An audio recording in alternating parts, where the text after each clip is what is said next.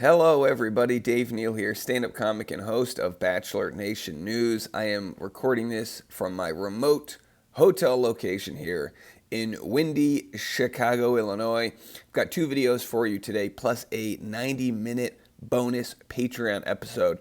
So I hope everyone's having an okay Friday. I know it's been a tough week. I know it's more or less the same story we've had over and over for the last couple decades, which is gun violence in our country, which of course is worse than any other modern country in the world. Now we have Maddie taking a stance. Maddie takes a stance. I'm all about positive affirmations and congratulating her on the stance she's taking. The question will become, will her man follow? Maddie's dating a billionaire's son, the billionaire who has donated to campaigns that have actively tried to stop progress of legislation for better background checks and not putting guns in the hands of killers. So let's get into this video. Follow me on Instagram at dneals, and don't forget to like it. It helps the YouTube algorithm. So here we go. Now, of course, the internet's blasting her. She probably gets blasted regardless of what she does, right? And now that's an unfortunate aspect of having a big following, but the post says, Maddie posted this to her story, but the Trout family donates to the politicians she's apparently criticizing. Her faux outrage is infuriating. Maybe she should talk to her boyfriend about funding politicians supporting sensible gun restrictions. And maybe that's the case. We don't know what's going on behind closed doors. Let's play what she said, because as we know, the worst thing people can say after a tragedy like this is thoughts and prayers. T&P, thoughts and prayers. That might be nice. You might want to have someone in your thoughts and prayers, but by just saying that, you're kind of saying, well, I'm going to move on to the next one. So she responds, I get why thoughts and prayers have become cliche during times of tragedy, but let me be very clear why I pray. I pray that lawmakers and politicians who refuse to make changes because they're so drunk on their own power won't be able to sleep at night. That photos of innocent lives lost will play in their dreams over and over. I pray that they will be stripped of their power and actual change will take place. I pray for a supernatural peace that has helped me in hard times. My entire life will be tangibly felt deeply in the souls of the families who won't have a child or spouse come home. I pray because I'm thankful for teachers like Eva and Irma, heroes who shielded their students and gave up their lives so children could live. I pray in thanks that law enforcement showed up quickly and risked their lives to prevent deaths from going up even more. We'll get into that in a second. And I pray that the evil lurking in the minds of those who consider doing this again will suddenly cease, that they will be caught, that their plans will be foiled, and that anyone around them will see the red flags very clearly before it's too late. We are all tired of this. We are angry and we are hurting. So I pray for peace over our country, that we will appreciate each other in a new way each and every day. This is why I pray. It's powerful stuff. It's good stuff there. Prayer is great. I believe in prayer. I believe that the collective prayer, I believe that people who pray that don't even believe that their prayers work, actually, it's more productive than not praying. I do. I believe in positive energy regardless of which God you or I or someone else believes in. I believe in the power of love. With all that said, I also believe there's plenty of people that don't believe that guns are the problem and therefore won't enact any change. Just read a couple comments. So the only point I take with this issue is that law enforcement showed up quickly and risked their lives to prevent deaths from going up even more. It looks increasingly like that absolutely did not happen. Yeah, it's terrifying. It's terrifying. There's 18 minutes of police scanner that has gone missing in Texas, in this Uvalde town. 40% of what the municipal budget has gone to police, which were literally the police station's like across the street, and yet they didn't go in, and they prevented parents from going in, and yet the police, in some cases, pulled out their own children from the school and wouldn't let others go in. A real horrible situation is playing out right now where it looks like the police did not do their job. In most cases, they do. In most cases, heroes emerge from scenarios like this. It doesn't look like that is the case with the police there. It looks like there are other heroes that did come from the Border Patrol and others, but either way, so I'm sure she posted that as a cliche thing. Oh, support the, whatever. But not realizing that actually was not the case. So good guys with guns couldn't stop one bad guy with a gun, because a lot of people say, well, we need to arm people. Well, as we see and the other shooting in Buffalo, armed people have been present in these situations, and it hasn't been effective. Anyway, let's see. There was one more comment I wanted to get to here. I'm also a Christian. I have also been praying for these families in this country. But you know what else I've been doing?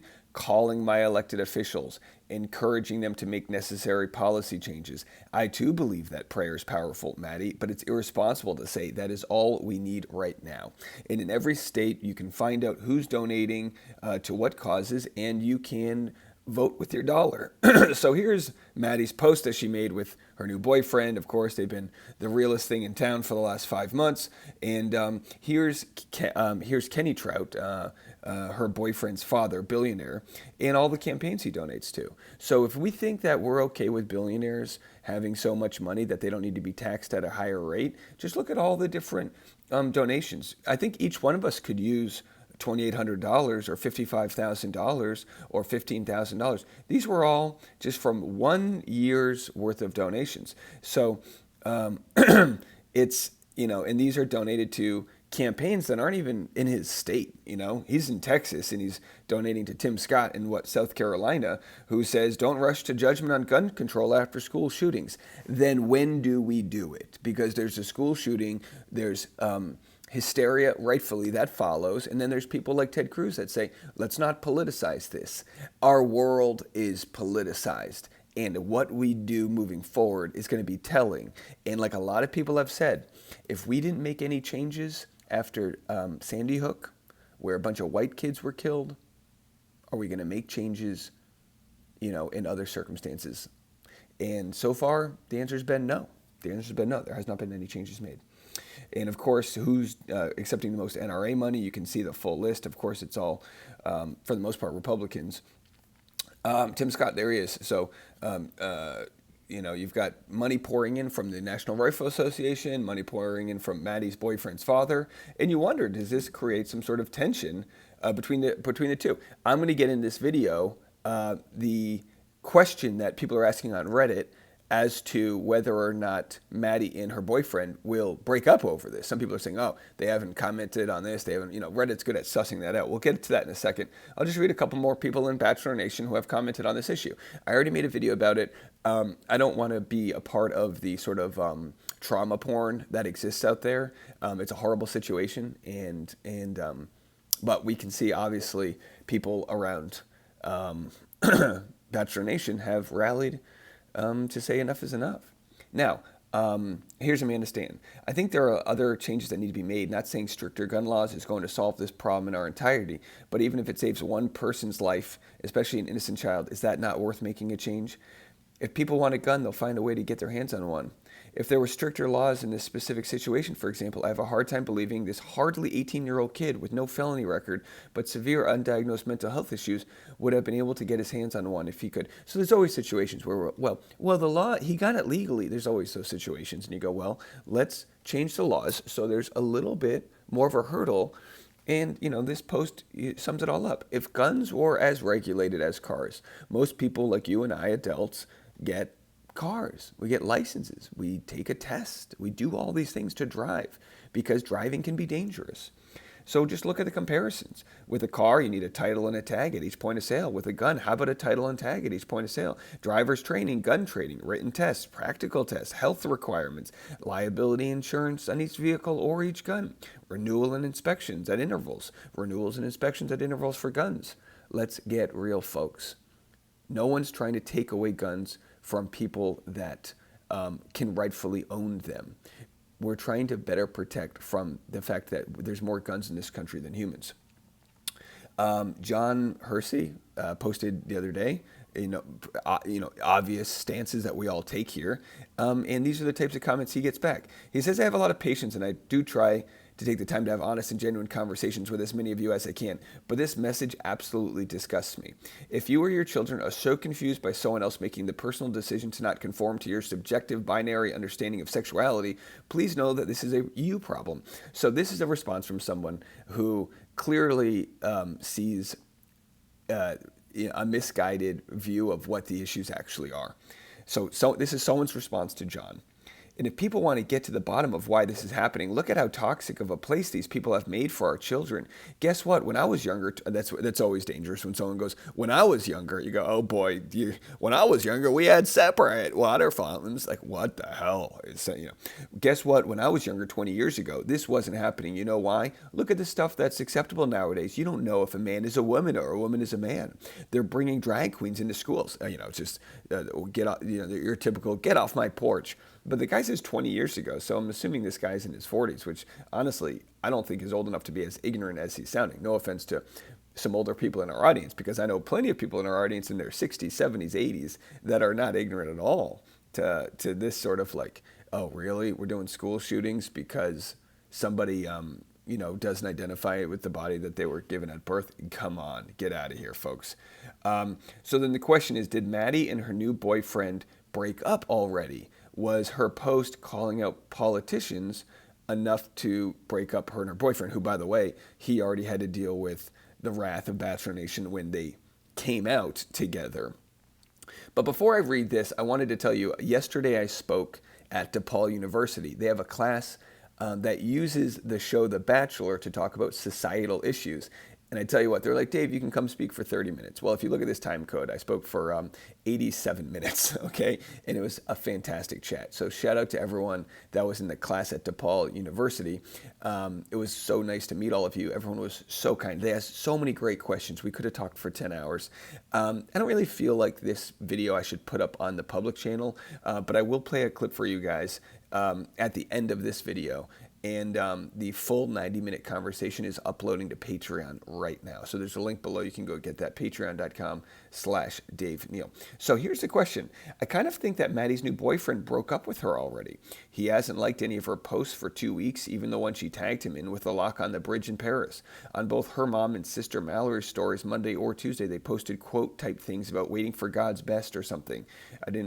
Yesterday, Maddie posted about her happy place being in a church basketball court, being her happy place when life is overwhelming. Could have been about Uvalde, though. Today, her roommate, Jeannie, posted a little video. She said it was going to be a mini-series about a girl going through heartbreak. In it, she says, I know you thought he was the one. Maddie posted today a video of herself talking about surrounding herself with good people that will push you to be better. My personal thing is this. If they did break up and he can't handle a woman who's sharing her opinions that might be different from their families, then good for her for realizing that now and moving on. But also, excuse me, he doesn't post much on Instagram anyway, so I don't read too far into that. But either way, I do encourage Maddie to continue down the path of looking at where people are putting their money.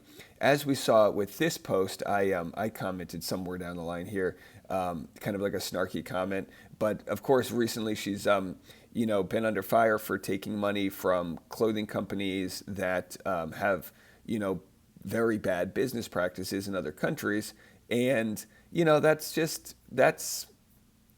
par for the course when you make your money doing things that, like influencing. You're going to have to be accountable for how you receive that money. And when she's preaching Christianity but taking money from companies that have like an F rating for slave labor in other countries, that's something that needs to be noted. So I wrote on her comment, when I say she in over her head with that billionaire's son, Shein being the Chinese clothing company that is a fast fashion, bad for the environment and all these other things. And then someone said, this is a hit comment. And I said, thanks, you the realest G in town. So anyway, folks, accountability is good, but I also think she's got a great platform, and I do think Maddie means well. I talk about her a lot in this video as far as, people that mean well, but, are being held to a high standard. Here's a quick clip before I get out of here of this 90-minute conversation. This just explains how I got into doing what I do now in Bachelor Nation. I auditioned for E! News March of 2020. It was one of those iconic moments where the audition went so well, reading off the teleprompter. I got the teleprompter guy to laugh, which was great. I could feel people laughing, and I was doing the whole thing, some talking head show. It was for like their Snapchat, whatever, it's for their stupid. And then the casting director walks me out laughing, see you later, like that perfect entourage moment where everyone else is like, oh boy, he must have killed it. The world shuts down a week later. I probably wasn't going to get the gig. I probably wasn't going to get the gig either way, but I was like, I don't need them. And I promise you this, they can't afford me now. And you just like, you realize, like, there's this channel called AfterBuzz TV. All right, so I talk about how I got into what I do now and my position within this whole, kind of community of Bachelor commenters and recappers. And we have a good conversation. Some of their questions are amazing. So the audio is not great on my end. I tried my best. But if you want to go watch that, it'll be on Patreon as soon as this video comes out. All right, well, thank you guys so much for sticking with me. I know the content's been light right now. I've been traveling. My voice is gone. I really hurt my neck, and I've just been like dogged right now, but I have 2 stand-up shows tonight and tomorrow night. Tonight at Lincoln Lodge, 7 p.m. in Chicago. I think that's in Lincoln Park area, Lincoln Lodge. I'll post the info on my Instagram. And then tomorrow night I'm at Zany's at 9 p.m. I think I'll have a good amount of people coming to that show. And then we'll do some sort of like meet and greet either before or after. I'll post the info on my Instagram. But I'd love to see you guys. And shout out to everyone I met at T'Pol. You guys are all fantastic. I'll talk to you guys later. Bye, everybody.